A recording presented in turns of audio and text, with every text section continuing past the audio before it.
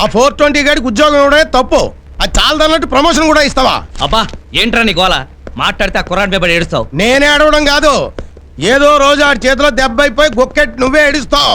వాడిని చాలా తెలుగుగా పడేస్తున్నాడు. లేదు, నేను వాడిని క్లీన్ గా అబ్జర్వ్ చేస్తున్నాను. వాళ్ళు చాలా మార్పు వచ్చింది. పందివా 25,000 ఇస్తాను. అయితే బలకం దూరు, ఇప్పుడే రుజువు చేస్తాను. సరే mister Parashuram, come to chairman chamber. ఏంటి సార్? బాసు బయట పోయాడు, రా కూర్చో, కబుర్లు చెప్పుకుందాం. నా దేవుడి స్థానంలో నేను కూర్చోవాలా? వాళ్ళు లేడు కదటయ్యా. దేవుడు లేని చోటు అంటూ ఉండదండి. నా గుండెల్లో ఉండొచ్చు, మీ గుండీలో ఉండొచ్చు, లేకపోతే బల కింద ఉండొచ్చు. చూసాడా? ఈ వాచ్ లో ఉండొచ్చు, ఈ బోర్డు లో ఉండొచ్చు, ఈ ఫ్రిడ్జ్ లో ఉండొచ్చు. అయితే చూడలేదు. అందుగలడు ఇందులేడని. తను ఉన్నప్పుడు ఎలాగో బురుడిని చేస్తున్నావు, లేనప్పుడు కూడా ఎందుకు బురుడీన్ చేయటం ఏంటి సార్? ఆయన నాకు షిర్డీ సాయిబాబా. ఆడు బాబాయ్ అంటే బాబా గుడి దగ్గర బ్యాగర్లా ఉంటాడు. సారీ, మిమ్మల్ని ఒకటి పీకుతా. ఇంకోసారి నా దేవుడి గురించి చులకనగా మాట్లాడితే నువ్వు కారు వేసుకొస్తున్నప్పుడు లారీతో గుర్తు చంపేస్తా.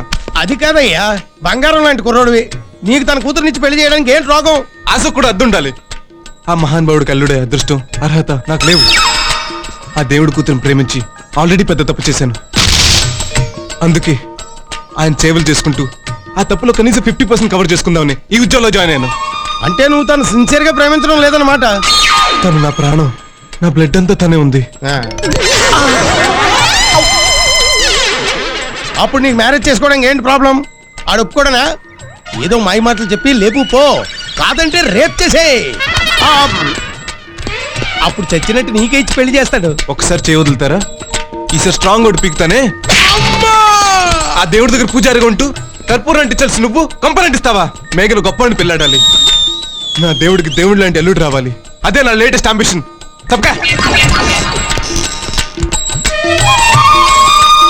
ఆ కన్నీళ్ళేంటి? నన్ను కొట్టాడనా, నిన్ను తొక్కాడనా? నా డ్రైవర్ తిట్టాడని. 25 ఏళ్ల నుంచి ఉన్నావు, నువ్వెప్పుడైనా నన్ను దేవుడు అన్నావురా? మనసంటే అదిరా, మనిషి అంటే వాడురా. బురిడి అంటే నువ్వురా.